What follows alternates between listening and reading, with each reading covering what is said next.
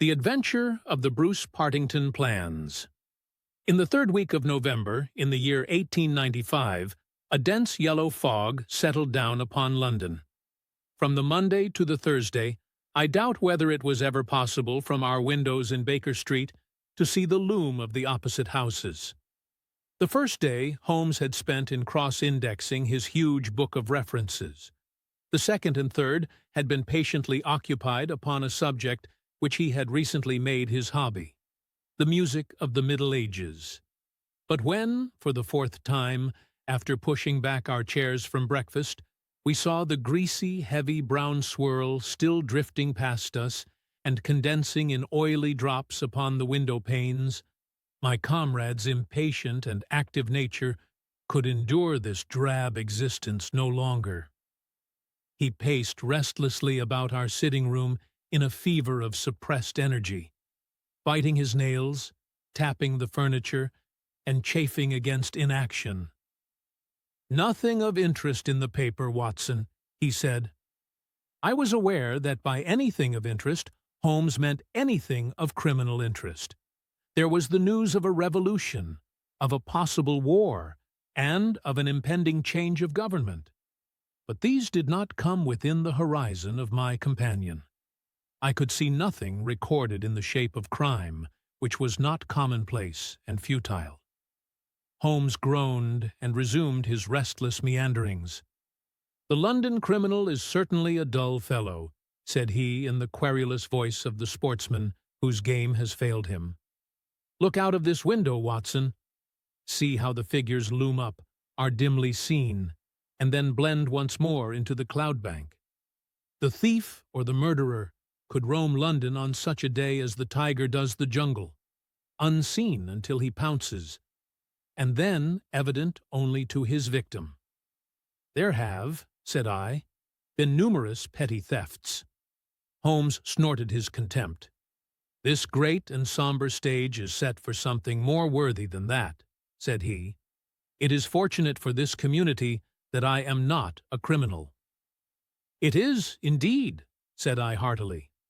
"Suppose that I were Brooks or Woodhouse, or any of the 50 men who have good reason for taking my life, how long could I survive against my own pursuit? A summons, a bogus appointment, and all would be over. It is well they don't have days of fog in the Latin countries, the countries of assassination. By Jove! Here comes something at last to break our dead monotony." It was the maid with a telegram. Holmes tore it open and burst out laughing. "Well, well. What next?" said he. "Brother Mycroft is coming round." "Why not?" I asked. "Why not? It is as if you met a tram-car coming down a country lane. Mycroft has his rails, and he runs on them. His Pall Mall lodgings, the Diogenes Club, Whitehall, that is his cycle. Once, and only once, he has been here. What upheaval can possibly have derailed him?" "Does he not explain?" Holmes handed me his brother's telegram. "Must see you over Cadogan West. Coming at once. Mycroft." Cadogan West? I have heard the name. It recalls nothing to my mind, but that Mycroft should break out in this erratic fashion. A planet might as well leave its orbit. By the way, do you know what Mycroft is? I had some vague recollection of an explanation at the time of the adventure of the Greek interpreter. You told me that he had some small office under the British government. Holmes chuckled. "I did not know you quite so well in those days. One has to be discreet when one talks of high matters of state. You are right in thinking that he is under the British government. You would also be right in a sense if you said that occasionally he is the British government. My dear Holmes, I thought I might surprise you. Mycroft draws £450 a year, remains a subordinate, has no ambitions of any kind, will receive neither honor nor title, but remains the most indispensable man in the country. But how? Well, his position is unique. He has made it for himself. There has never been anything like it before, nor will be again. He has the tidiest and most orderly brain, with the greatest capacity for storing facts, of any man living. The same great powers which I have turned to the detection of crime he has used for this particular business. The conclusions of every department are passed to him, and he is the central exchange, the clearing-house, which makes out the balance. All other men are specialists, but his specialism is omniscience. We will suppose that a minister needs information as to a point which involves the Navy, India, Canada, and the bimetallic question. He could get his separate advices from various departments upon each, but only Mycroft can focus them all, and say offhand how each factor would affect the other. They began by using him as a shortcut, a convenience. Now he has made himself an essential. In that great brain of his, everything is pigeonholed and can be handed out in an instant.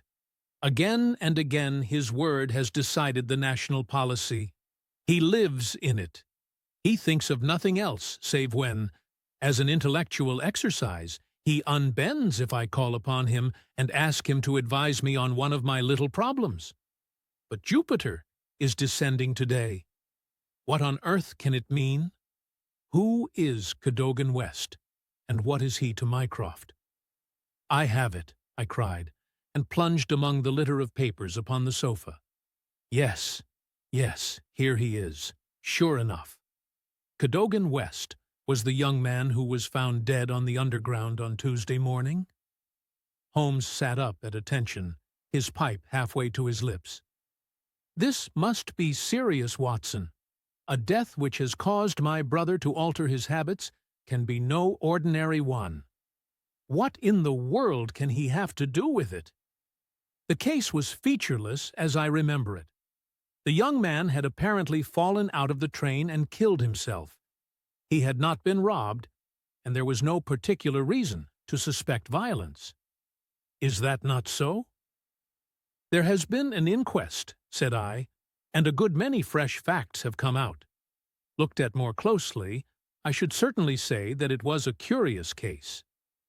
Judging by its effect upon my brother, I should think it must be a most extraordinary one. He snuggled down in his armchair. Now, Watson, let us have the facts. The man's name was Arthur Cadogan West. He was 27 years of age, unmarried, and a clerk at Woolwich Arsenal. Government employ. Behold the link with Brother Mycroft. He left Woolwich suddenly on Monday night. Was last seen by his fiancée, Miss Violet Westbury, whom he left abruptly in the fog about 7:30 that evening. There was no quarrel between them, and she can give no motive for his action. The next thing heard of him was when his dead body was discovered by a plate-layer named Mason, just outside Aldgate Station on the Underground system in London. When? The body was found at 6 on the Tuesday morning.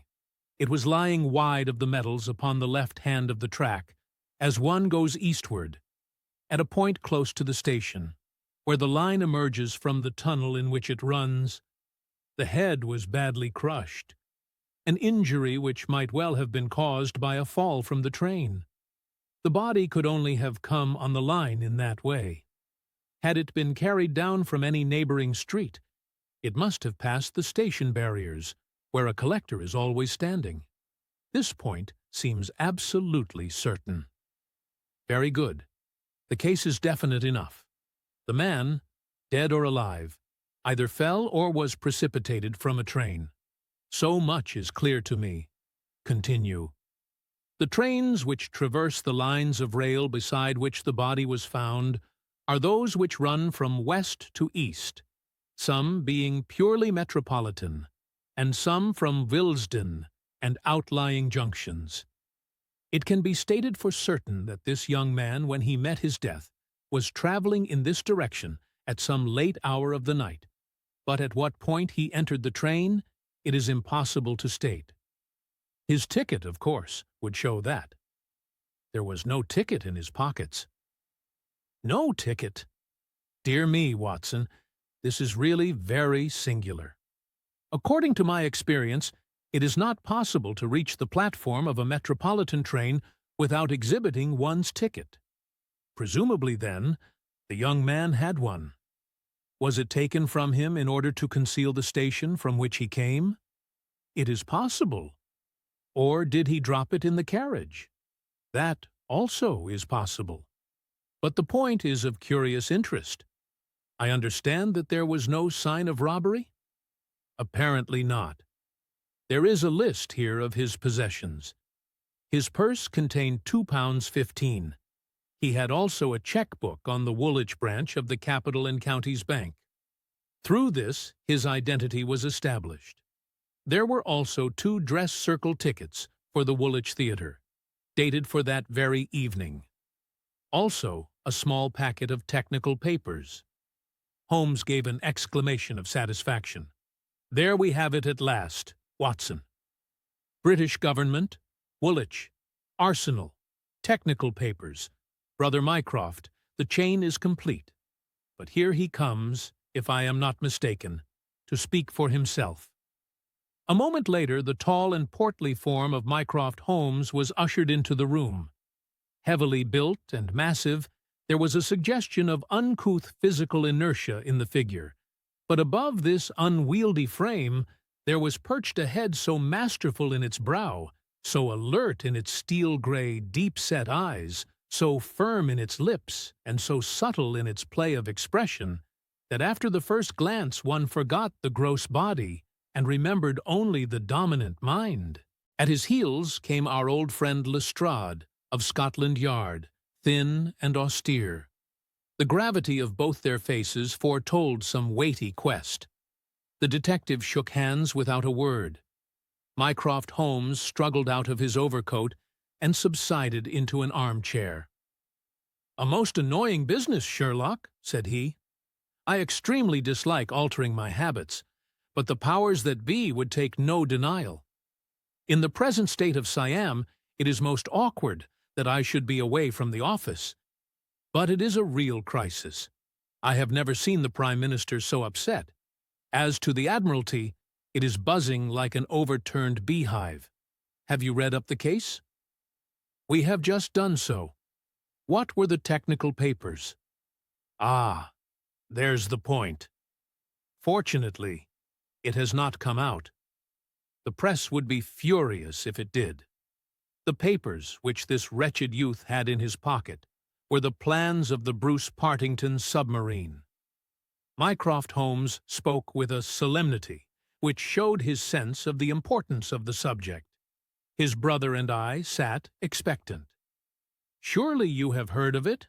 I thought everyone had heard of it." "Only as a name. Its importance can hardly be exaggerated. It has been the most jealously guarded of all government secrets.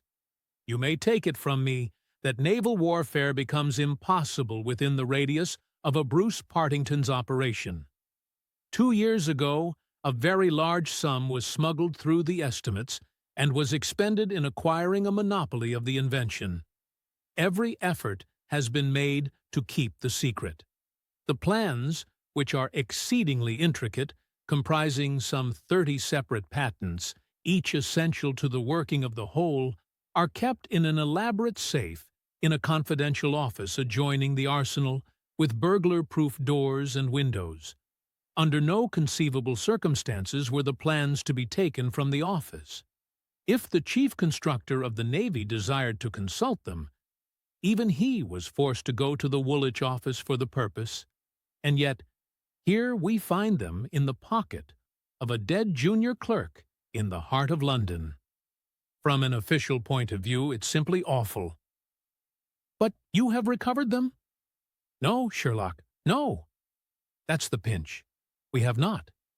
10 papers were taken from Woolwich. There were 7 in the pocket of Cadogan West. The 3 most essential are gone, stolen, vanished. You must drop everything, Sherlock. Never mind your usual petty puzzles of the police court. It's a vital international problem that you have to solve. Why did Cadogan West take the papers? Where are the missing ones? How did he die? How came his body where it was found? How can the evil be set right? Find an answer to all these questions, and you will have done good service for your country. Why do you not solve it yourself, Mycroft? You can see as far as I. Possibly, Sherlock. But it is a question of getting details. Give me your details, and from an armchair I will return you an excellent expert opinion.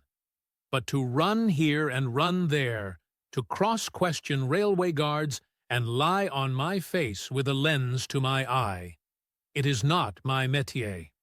No, you are the one man who can clear the matter up. If you have a fancy to see your name in the next honors list.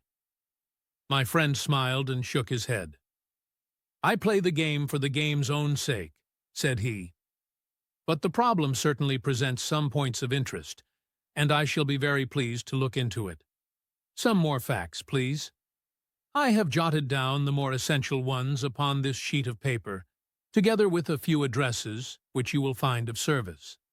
The actual official guardian of the papers is the famous government expert, Sir James Walter, whose decorations and subtitles fill 2 lines of a book of reference. He has grown grey in the service, is a gentleman, a favoured guest in the most exalted houses, and above all, a man whose patriotism is beyond suspicion. He is one of 2 who have a key of the safe. I may add that the papers were undoubtedly in the office during working hours on Monday, and that Sir James left for London about 3 o'clock, taking his key with him. He was at the house of Admiral Sinclair at Berkeley Square during the whole of the evening when this incident occurred. Has the fact been verified? Yes. His brother, Colonel Valentine Walter, has testified to his departure from Woolwich, and Admiral Sinclair to his arrival in London. So Sir James is no longer a direct factor in the problem. Who was the other man with a key? The senior clerk and draftsman, Mr. Sidney Johnson. He is a man of 40, married, with 5 children. He is a silent, morose man, but he has, on the whole, an excellent record in the public service. He is unpopular with his colleagues, but a hard worker.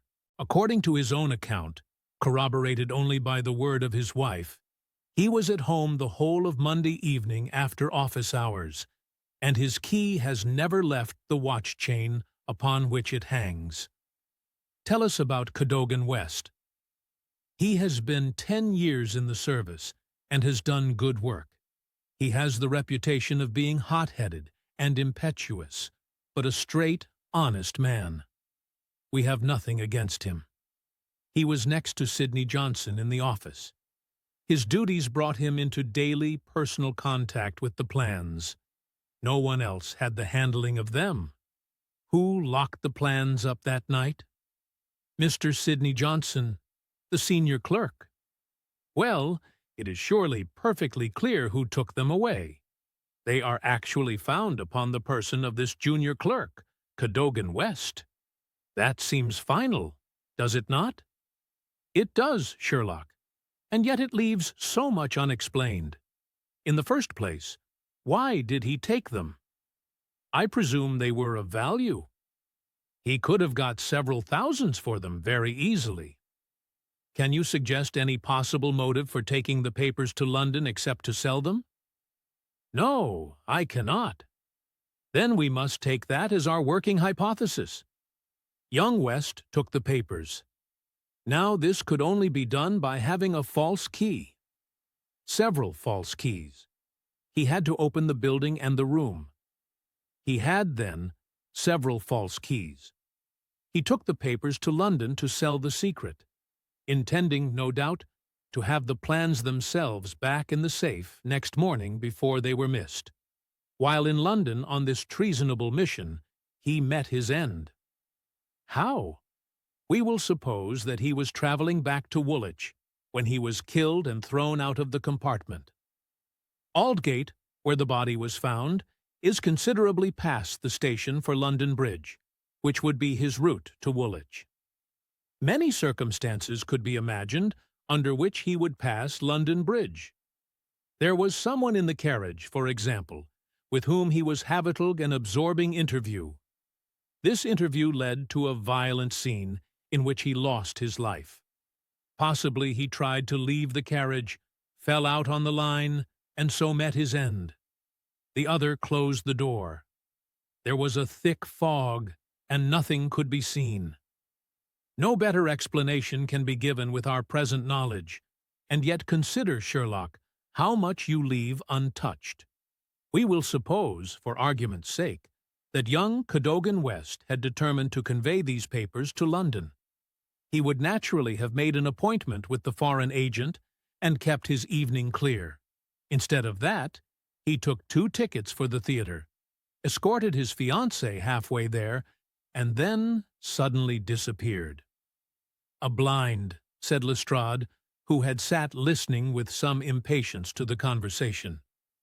"A very singular one. That is objection number. First objection number 2. We will suppose that he reaches London and sees the foreign agent. He must bring back the papers before morning, or the loss will be discovered. He took away 10. Only 7 were in his pocket.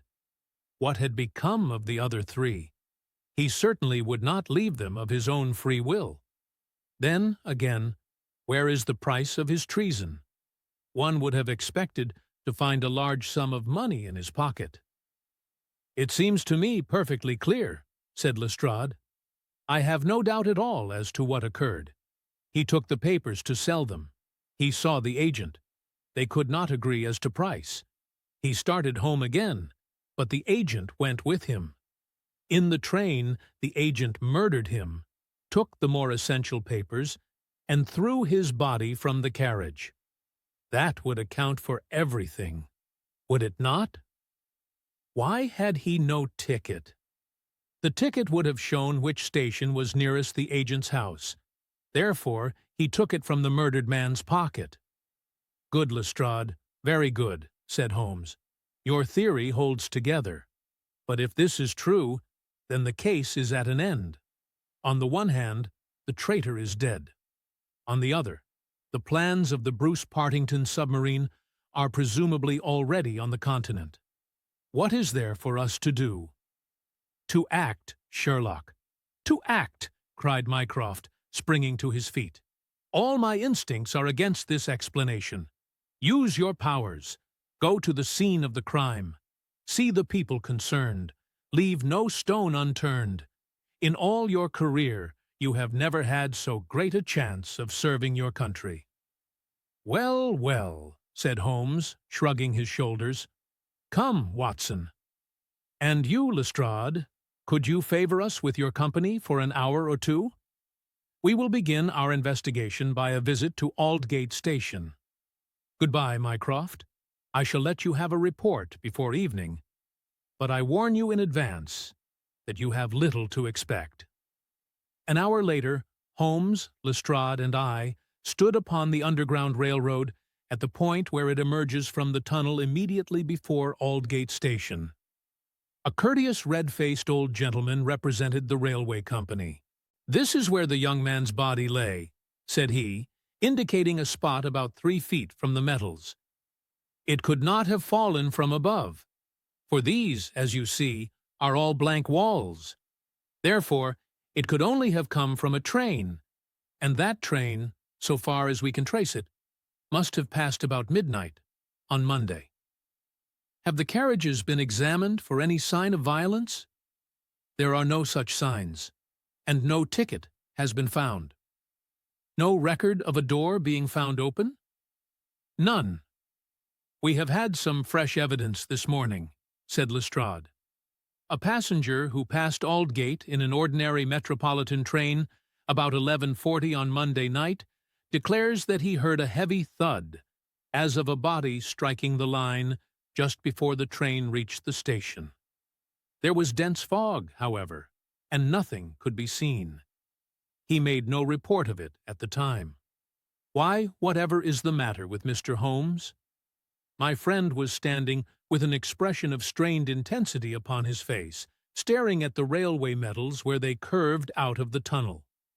Aldgate is a junction, and there was a network of points. On these his eager, questioning eyes were fixed. and I saw on his keen, alert face that tightening of the lips, that quiver of the nostrils, and concentration of the heavy tufted brows, which I knew so well. "Points," he muttered, "the points. What of it? What do you mean? I suppose there are no great number of points on a system such as this." "No, there are very few. And a curve, too. Points and a curve. By Jove! If it were only so. What is it, Mr. Holmes? Have you a clue?" "An idea, an indication, no more. But the case certainly grows in interest. Unique, perfectly unique, and yet why not? I do not see any indications of bleeding on the line." "There were hardly any. But I understand that there was a considerable wound. The bone was crushed, but there was no great external injury. And yet one would have expected some bleeding. Would it be possible for me to inspect the train which contained the passenger who heard the thud of a fall in the fog?" "I fear not, Mr. Holmes. The train has been broken up before now, and the carriages redistributed." "I can assure you, Mr. Holmes," said Lestrade, "that every carriage has been carefully examined. I saw to it myself. It was one of my friend's most obvious weaknesses that he was impatient with less alert intelligences than his own." "Very likely," said he, turning away. "As it happens, it was not the carriages which I desired to examine. Watson, we have done all we can here. We need not trouble you any further, Mr. Lestrade. I think our investigations must now carry us to Woolwich." At London Bridge, Holmes wrote a telegram to his brother, which he handed to me before dispatching it. It ran thus: "See some light in the darkness, but it may possibly flicker out. Meanwhile, please send by messenger, to await return at Baker Street, a complete list of all foreign spies or international agents known to be in England, with full address. Sherlock." "That should be helpful, Watson," he remarked as we took our seats in the Woolwich train. "We certainly owe Brother Mycroft a debt for having introduced us to what promises to be a really very remarkable case." His eager face still wore that expression of intense and high-strung energy, which showed me that some novel and suggestive circumstance had opened up a stimulating line of thought. See the foxhound with hanging ears and drooping tail as it lolls about the kennels, and compare it with the same hound as, with gleaming eyes and straining muscles, it runs upon a breast-high scent. Such was the change in Holmes since the morning. He was a different man from the limp and lounging figure in the mouse-colored dressing-gown who had prowled so restlessly only a few hours before round the fog-girt room. "There is material here. There is scope," said he. "I am dull indeed not to have understood its possibilities. Even now they are dark to me. The end is dark to me also, but I have hold of one idea which may lead us far. The man met his death elsewhere, and his body was on the roof of a carriage." "On the roof!" Remarkable, is it not? But consider the facts. Is it a coincidence that it is found at the very point where the train pitches and sways as it comes round on the points? Is not that the place where an object upon the roof might be expected to fall off? The points would affect no object inside the train. Either the body fell from the roof, or a very curious coincidence has occurred. But now consider the question of the blood. Of course, there was no bleeding on the line if the body had bled elsewhere. Each fact is suggestive in itself. Together, they have a cumulative force. "And the ticket, too," I cried. "Exactly. We could not explain the absence of a ticket. This would explain it. Everything fits together. But suppose it were so, we are still as far as ever from unraveling the mystery of his death. Indeed, it becomes not simpler, but stranger." "Perhaps," said Holmes thoughtfully. "Perhaps." He relapsed into a silent reverie. which lasted until the slow train drew up at last in Woolwich Station. There he called a cab and drew Mycroft's paper from his pocket. "We have quite a little round of afternoon calls to make," said he. "I think that Sir James Walter claims our first attention." The house of the famous official was a fine villa with green lawns stretching down to the Thames. As we reached it, the fog was lifting, and a thin, watery sunshine was breaking through. A butler answered our ring. "Sir James, sir," said he with solemn face. "Sir James died this morning." "Good heavens!" cried Holmes in amazement. "How did he die?" "Perhaps you would care to step in, sir, and see his brother, Colonel Valentine?" "Yes, we had best do so." We were ushered into a dim-lit drawing-room, where an instant later we were joined by a very tall, handsome, light-bearded man of 50, the younger brother of the dead scientist. His wild eyes, stained cheeks, and unkempt hair all spoke of the sudden blow which had fallen upon the household. He was hardly articulate as he spoke of it. "It was this horrible scandal," said he. "My brother, Sir James, was a man of very sensitive honor, and he could not survive such an affair. It broke his heart. He was always so proud of the efficiency of his department, and this was a crushing blow. We had hoped that he might have given us some indications which would have helped us to clear the matter up. I assure you that it was all a mystery to him, as it is to you and to all of us. He had already put all his knowledge at the disposal of the police. Naturally, he had no doubt that Cadogan West was guilty. But all the rest was inconceivable. You cannot throw any new light upon the affair. I know nothing myself save what I have read or heard. I have no desire to be discourteous, but you can understand, Mr. Holmes, that we are much disturbed at present, and I must ask you to hasten this interview to an end." "This is indeed an unexpected development," said my friend when we had regained the cab. "I wonder if the death was natural, or whether the poor old fellow killed himself. If the latter, may it be taken as some sign of self-reproach for duty neglected? We must leave that question to the future. Now we shall turn to the Cadogan Wests." A small but well-kept house in the outskirts of the town sheltered the bereaved mother.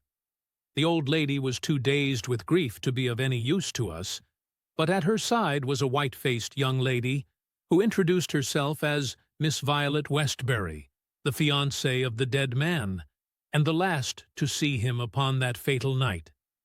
"I cannot explain it, Mr. Holmes," she said. "I have not shut an eye since the tragedy, thinking, night and day, what the true meaning of it can be. Arthur was the most single-minded, chivalrous, patriotic man upon earth. He would have cut his right hand off before he would sell a state secret confided to his keeping. It is absurd, impossible, preposterous to anyone who knew him." "But the facts, Miss Westbury?" Yes, I admit I cannot explain them." "Was he in any want of money?" "No. His needs were very simple and his salary ample. He had saved a few hundreds, and we were to marry at the new year." "No signs of any mental excitement? Come, Miss Westbury, be absolutely frank with us." The quick eye of my companion had noted some change in her manner. She colored and hesitated. "Yes," she said at last. "I had a feeling that there was something on his mind." "For long?" "Only for the last week or so. He was thoughtful and worried. Once I pressed him about it.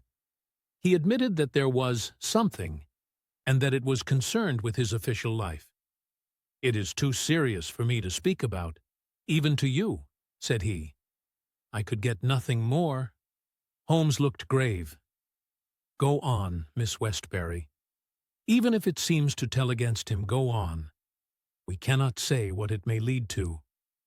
"Indeed, I have nothing more to tell. Once or twice it seemed to me that he was on the point of telling me something. He spoke one evening of the importance of the secret, and I have some recollection that he said that no doubt foreign spies would pay a great deal to have it. My friend's face grew graver still. Anything else? He said that we were slack about such matters, that it would be easy for a traitor to get the plans. Was it only recently that he made such remarks? Yes, quite recently. Now, tell us of that last evening. We were to go to the theater. The fog was so thick that a cab was useless. We walked, and our way took us close to the office. Suddenly, he darted away into the fog. Without a word, he gave an exclamation. That was all. I waited, but he never returned. Then I walked home. Next morning, after the office opened, they came to inquire. About 12 o'clock, we heard the terrible news.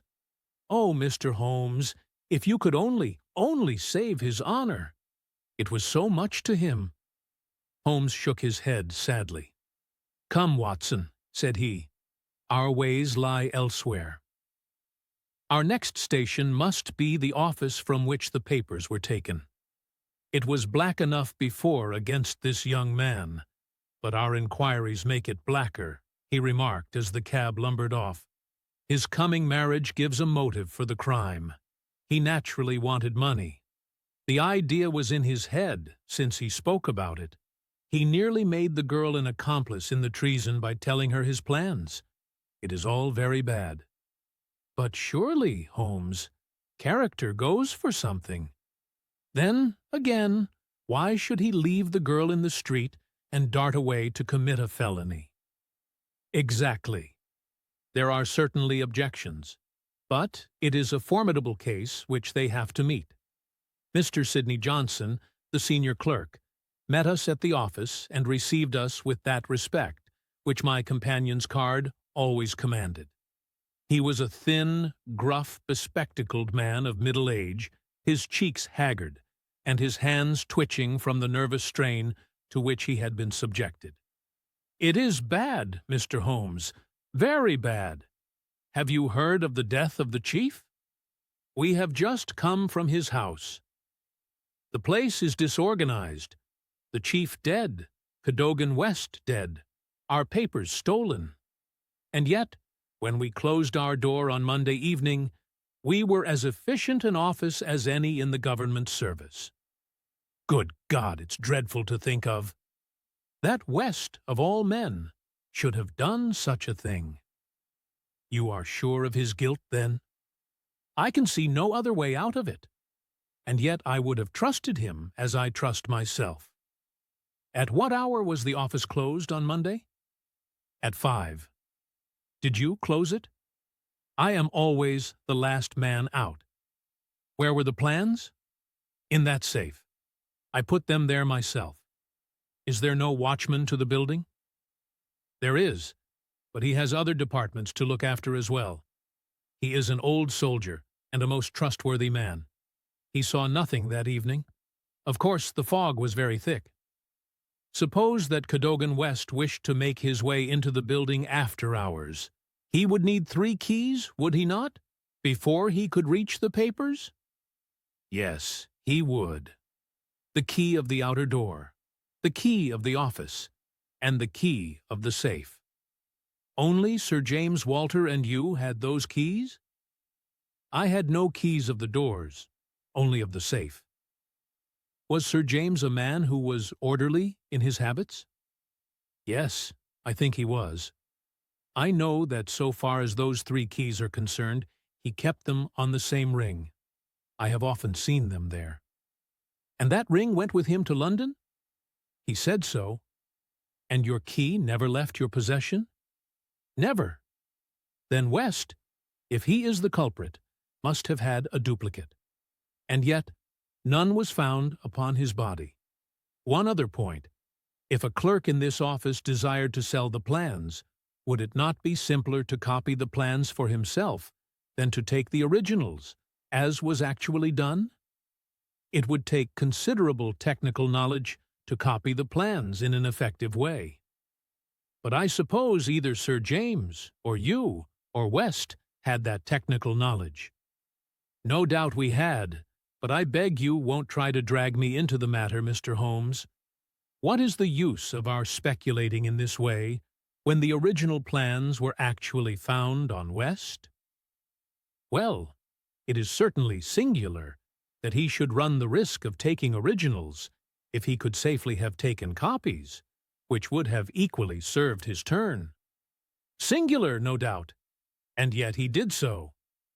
Every inquiry in this case reveals something inexplicable. Now, there are 3 papers still missing. They are, as I understand, the vital ones. Yes, that is so. Do you mean to say that anyone holding these 3 papers and without the 7 others could construct a Bruce-Partington submarine? I reported to that effect to the Admiralty, but today I have been over the drawings again, and I am not so sure of it. The double valves with the automatic self-adjusting slots are drawn in one of the papers which have been returned. Until the foreigners had invented that for themselves, they could not make the boat. Of course, they might soon get over the difficulty. But the 3 missing drawings are the most important? Undoubtedly. I think, with your permission, I will now take a stroll round the premises. I do not recall any other question which I desired to ask. He examined the lock of the safe, the door of the room, and finally the iron shutters of the window. It was only when we were on the lawn outside that his interest was strongly excited. There was a laurel bush outside the window, and several of the branches bore signs of having been twisted or snapped. He examined them carefully with his lens, and then some dim and vague marks upon the earth beneath. Finally he asked the chief clerk to close the iron shutters, and he pointed out to me that they hardly met in the center, and that it would be possible for anyone outside to see what was going on within the room. The indications are ruined by the 3 days' delay. They may mean something or nothing. Well, Watson, I do not think that Woolwich can help us further. It is a small crop which we have gathered. Let us see if we can do better in London. Yet we added 1 more sheaf to our harvest before we left Woolwich Station. The clerk in the ticket office was able to say with confidence that he saw Cadogan West, whom he knew well by sight, upon the Monday night, and that he went to London by the 8:15 to London Bridge. He was alone and took a single third-class ticket. The clerk was struck at the time by his excited and nervous manner. So shaky was he that he could hardly pick up his change, and the clerk had helped him with it. A reference to the timetable showed that the 8:15 was the first train which it was possible for West to take after he had left the lady about 7:30. "Let us reconstruct, Watson," said Holmes, after half an hour of silence. "I am not aware that in all our joint researches we have ever had a case which was more difficult to get at. Every fresh advance which we make only reveals a fresh ridge beyond, and yet we have surely made some appreciable progress. The effect of our inquiries at Woolwich has in the main been against young Cadogan West, but the indications at the window would lend themselves to a more favorable hypothesis. Let us suppose, for example, that he had been approached by some foreign agent. It might have been done under such pledges as would have prevented him from speaking of it, and yet would have affected his thoughts in the direction indicated by his remarks to his fiancée. Very good. We will now suppose that as he went to the theatre with the young lady, he suddenly, in the fog, caught a glimpse of this same agent going in the direction of the office. He was an impetuous man, quick in his decisions. Everything gave way to his duty. He followed the man, reached the window, saw the abstraction of the documents, and pursued the thief. In this way, we get over the objection that no one would take originals when he could make copies. This outsider had to take originals. So far, it holds together. What is the next step? Then we come into difficulties. One would imagine that under such circumstances, the first act of young Cadogan West would be to seize the villain and raise the alarm. Why did he not do so? Could it have been an official superior who took the papers? That would explain West's conduct. Or could the chief have given West the slip in the fog, and West started at once to London to head him off from his own rooms, presuming that he knew where the rooms were?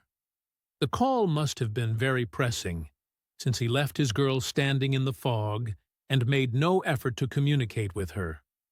Our scent runs cold here, and there is a vast gap between either hypothesis and the laying of West's body, with 7 papers in his pocket, on the roof of a metropolitan train. My instinct now is to work from the other end. If Mycroft has given us the list of addresses, we may be able to pick our man and follow 2 tracks instead of 1. Surely enough, a note awaited us at Baker Street. A government messenger had brought it post-haste. Holmes glanced at it and threw it over to me. There are numerous small fry, but few who would handle so big an affair. The only men worth considering are Adolph Meyer, of 13 Great George Street, Westminster, Louis Larothier, of Campden Mansions, Notting Hill, and Hugo Oberstein, 13 Caulfield Gardens, Kensington. The latter was known to be in town on Monday, and is now reported as having left. Glad to hear you have seen some light. The Cabinet awaits your final report with the utmost anxiety. Urgent representations have arrived from the very highest quarter. The whole force of the state is at your back if you should need it. Mycroft. I'm afraid, said Holmes, smiling, that all the Queen's horses and all the Queen's men cannot avail in this matter.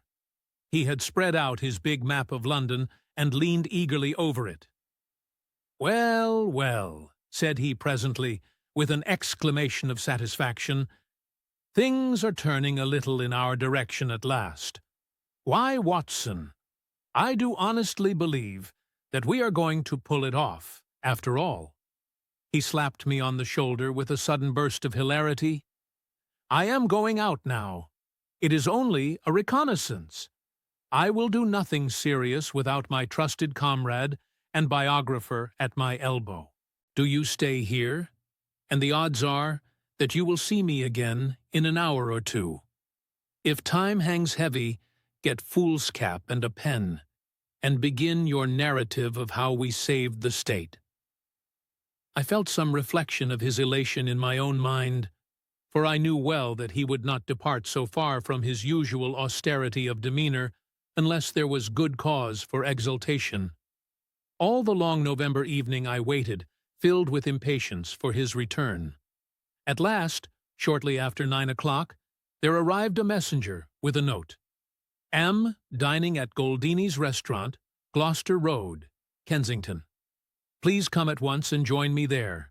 Bring with you a jemmy, a dark lantern, a chisel, and a revolver.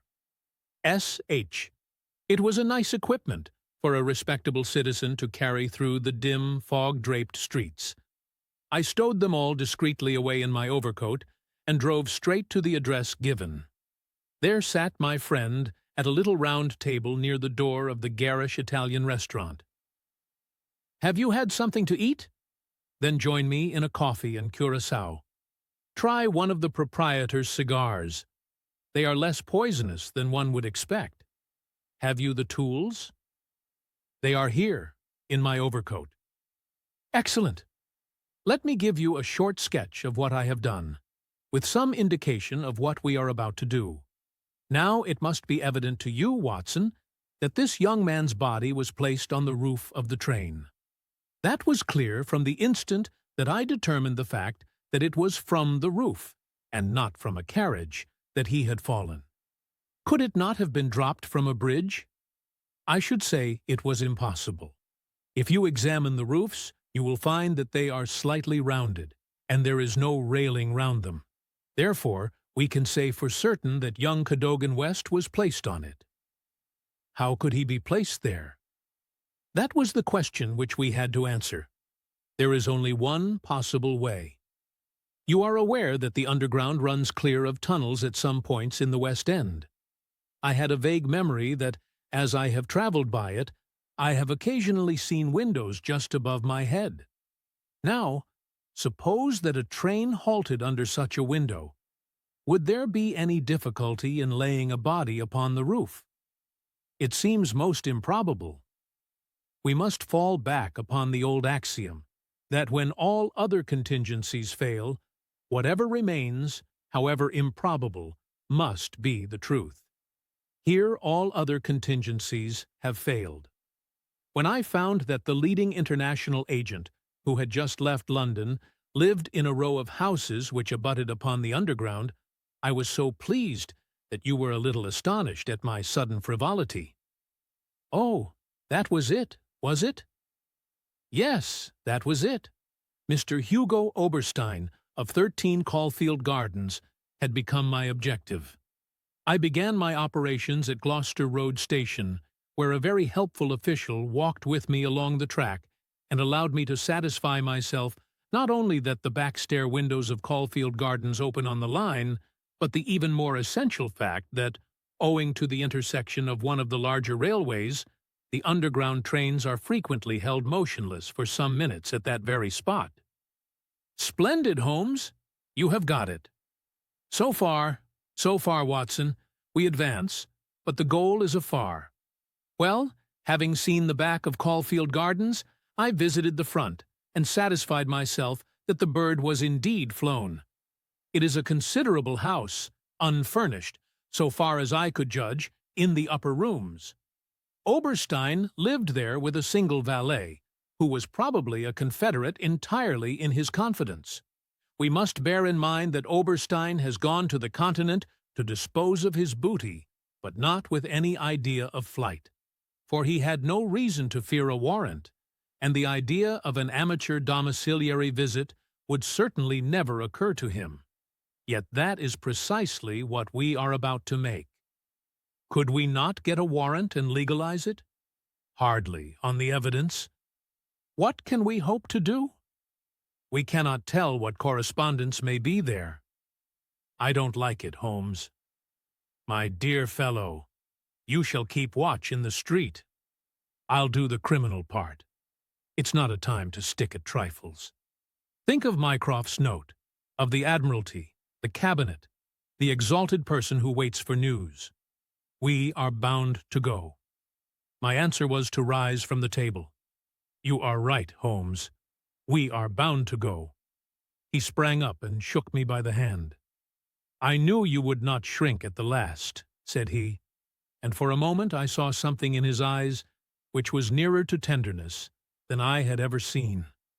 The next instant he was his masterful, practical self once more. It is nearly half a mile, but there is no hurry. Let us walk, said he. Don't drop the instruments, I beg. Your arrest as a suspicious character would be a most unfortunate complication. Caulfield Gardens was one of those lines of flat-faced, pillared, and porticoed houses which are so prominent a product of the Middle Victorian epoch in the West End of London. Next door, there appeared to be a children's party, for the merry buzz of young voices and the clatter of a piano resounded through the night. The fog still hung about and screened us with its friendly shade. Holmes had lit his lantern and flashed it upon the massive door. "This is a serious proposition," said he. "It is certainly bolted as well as locked. We would do better in the area. There is an excellent archway down yonder in case a too zealous policeman should intrude. Give me a hand, Watson, and I'll do the same for you." A minute later, we were both in the area. Hardly had we reached the dark shadows before the step of the policeman was heard in the fog above. As its soft rhythm died away, Holmes set to work upon the lower door. I saw him stoop and strain until, with a sharp crash, it flew open. We sprang through into the dark passage, closing the area door behind us. Holmes led the way up the curving, uncarpeted stair. His little fan of yellow light shone upon a low window. "Here we are, Watson. This must be the one. He threw it open, and as he did so, there was a low, harsh murmur, growing steadily into a loud roar as a train dashed past us in the darkness. Holmes swept his light along the windowsill. It was thickly coated with soot from the passing engines, but the black surface was blurred and rubbed in places. You can see where they rested the body. Hello, Watson. What is this? There can be no doubt that it is a blood mark. He was pointing to faint discolorations along the woodwork of the window. Here it is on the stone of the stair also. The demonstration is complete. Let us stay here until a train stops. We had not long to wait. The very next train roared from the tunnel as before, but slowed in the open, and then, with a creaking of brakes, pulled up immediately beneath us. It was not 4 feet from the window ledge to the roof of the carriages. Holmes softly closed the window. "So far, we are justified," said he. "What do you think of it, Watson?" "A masterpiece. You have never risen to a greater height." "I cannot agree with you there. From the moment that I conceived the idea of the body being upon the roof, which surely was not a very abstruse one, all the rest was inevitable. If it were not for the grave interests involved, the affair up to this point would be insignificant. Our difficulties are still before us, but perhaps we may find something here which may help us." We had ascended the kitchen stair and entered the suite of rooms upon the first floor. One was a dining room, severely furnished, and containing nothing of interest. A second was a bedroom, which also drew blank. The remaining room appeared more promising, and my companion settled down to a systematic examination. It was littered with books and papers, and was evidently used as a study. Swiftly and methodically, Holmes turned over the contents of drawer after drawer and cupboard after cupboard. But no gleam of success came to brighten his austere face. At the end of an hour he was no further than when he started. "The cunning dog has covered his tracks," said he. "He has left nothing to incriminate him. His dangerous correspondence has been destroyed or removed. This is our last chance." It was a small tin cash box, which stood upon the writing desk. Holmes pried it open with his chisel. Several rolls of paper were within, covered with figures and calculations, without any note to show to what they referred. The recurring words "water pressure" and "pressure to the square inch" suggested some possible relation to a submarine. Holmes tossed them all impatiently aside. There only remained an envelope with some small newspaper slips inside it. He shook them out on the table, and at once I saw by his eager face that his hopes had been raised. "What's this, Watson?" "Eh? What's this?" "Record of a series of messages in the advertisements of a paper. Daily Telegraph agony column by the print and paper. Right-hand top corner of a page. No dates, but messages arrange themselves. This must be the first. Hoped to hear sooner. Terms agreed to. Write fully to address given on card. Pierrot. Next comes too complex for description. Must have full report. Stuff awaits you when goods delivered. Pierrot. Then comes matter presses. Must withdraw offer unless contract completed. Make appointment by letter.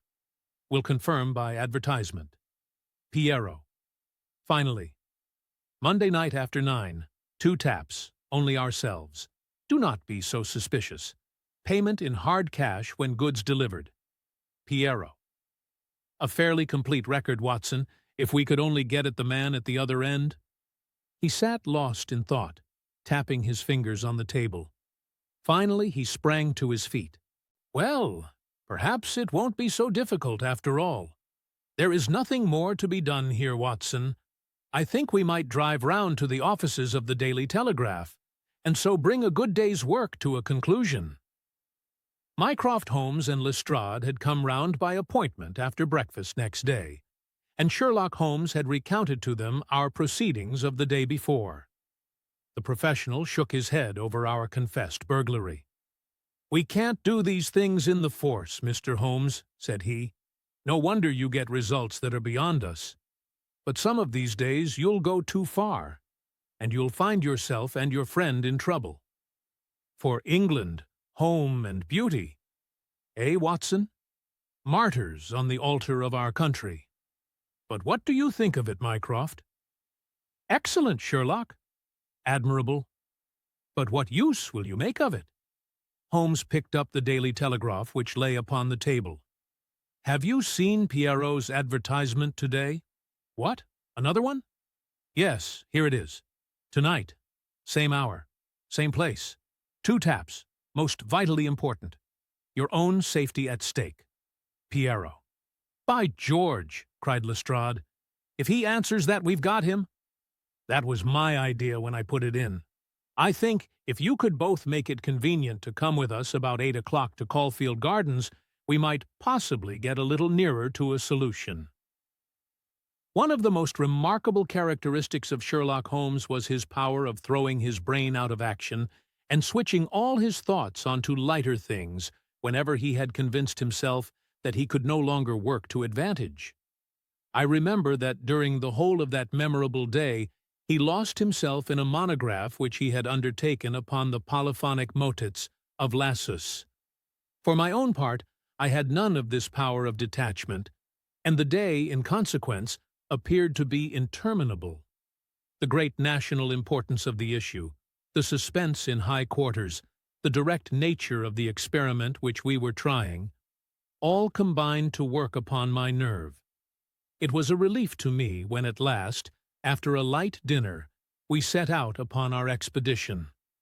Lestrade and Mycroft met us by appointment at the outside of Gloucester Road Station.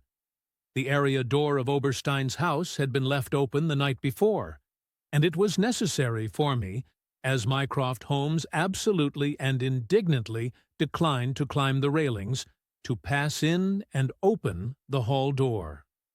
By 9 o'clock we were all seated in the study, waiting patiently for our man. An hour passed, and yet another. When 11 struck, the measured beat of the great church clock seemed to sound the dirge of our hopes. Lestrade and Mycroft were fidgeting in their seats and looking twice a minute at their watches. Holmes sat silent and composed, his eyelids half shut, but every sense on the alert. He raised his head with a sudden jerk. "He is coming," said he. There had been a furtive step past the door. Now it returned. We heard a shuffling sound outside, and then 2 sharp taps with the knocker. Holmes rose, motioning to us to remain seated. The gas in the hall was a mere point of light. He opened the outer door, and then, as a dark figure slipped past him, he closed and fastened it. "This way," we heard him say, and a moment later our man stood before us. Holmes had followed him closely, and as the man turned with a cry of surprise and alarm, he caught him by the collar and threw him back into the room. Before our prisoner had recovered his balance, the door was shut, and Holmes standing with his back against it. The man glared round him, staggered, and fell senseless upon the floor. With the shock, his broad-brimmed hat flew from his head, his cravat slipped down from his lips, and there were the long light beard and the soft, handsome, delicate features of Colonel Valentine Walter. Holmes gave a whistle of surprise. "You can write me down an ass this time, Watson," said he. "This was not the bird that I was looking for." "Who is he?" asked Mycroft eagerly. "The younger brother of the late Sir James Walter, the head of the submarine department." "Yes, yes. I see the fall of the cards. He is coming too. I think that you had best leave his examination to me." We had carried the prostrate body to the sofa. Now our prisoner sat up, looked round him with a horror-stricken face, and passed his hand over his forehead, like one who cannot believe his own senses. "What is this?" he asked. "I came here to visit Mr. Oberstein." "Everything is known, Colonel Walter," said Holmes. How an English gentleman could behave in such a manner is beyond my comprehension. But your whole correspondence and relations with Oberstein are within our knowledge. So also are the circumstances connected with the death of young Cadogan West. Let me advise you to gain at least the small credit for repentance and confession, since there are still some details which we can only learn from your lips." The man groaned and sank his face in his hands. We waited, but he was silent. "I can assure you," said Holmes, "that every essential is already known. We know that you were pressed for money, that you took an impress of the keys which your brother held, and that you entered into a correspondence with Oberstein, who answered your letters through the advertisement columns of the Daily Telegraph. We are aware that you went down to the office in the fog on Monday night, but that you were seen and followed by young Cadogan West, who had probably some previous reason to suspect you. He saw your theft, but could not give the alarm, as it was just possible that you were taking the papers to your brother in London. Leaving all his private concerns, like the good citizen that he was, he followed you closely in the fog, and kept at your heels until you reached this very house. There he intervened, and then it was, Colonel Walter, that to treason you added the more terrible crime of murder." "I did not! I did not! Before God, I swear that I did not!"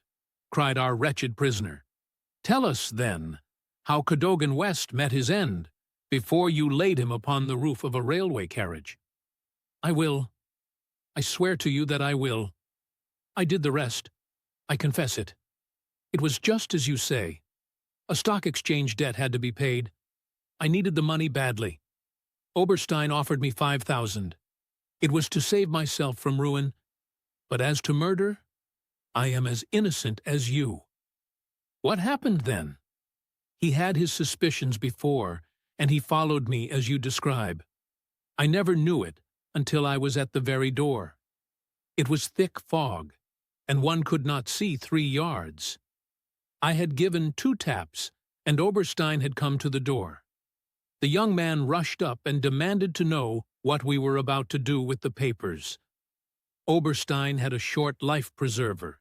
He always carried it with him. As West forced his way after us into the house, Oberstein struck him on the head. The blow was a fatal one.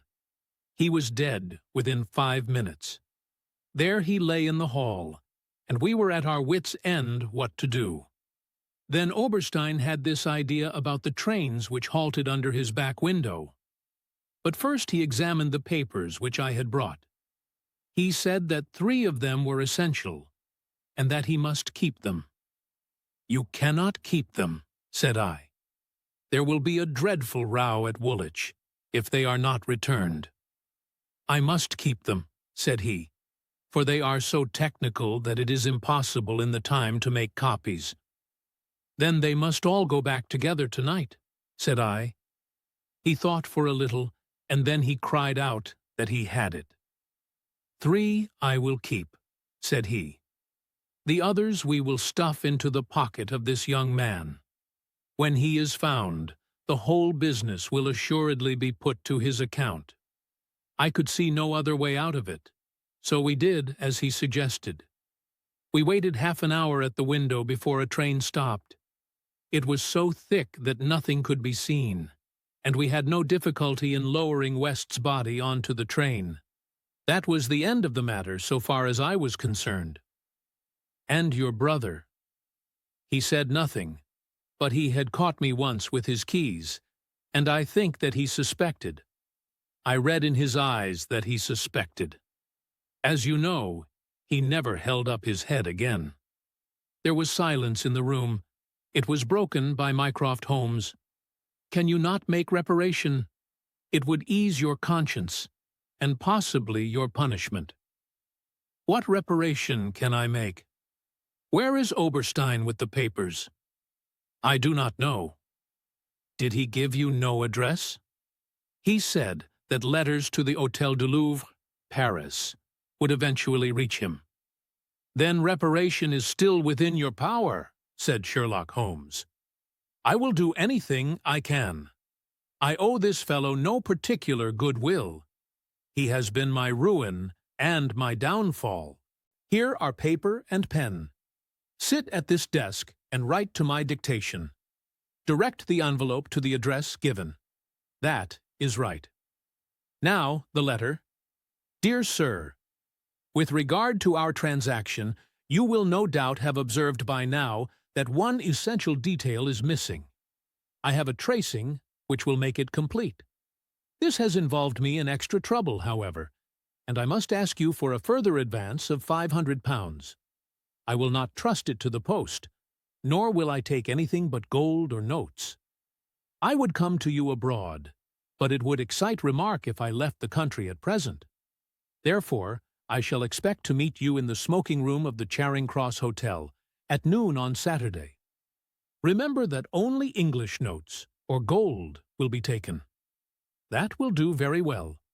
I shall be very much surprised if it does not fetch our man. And it did. It is a matter of history.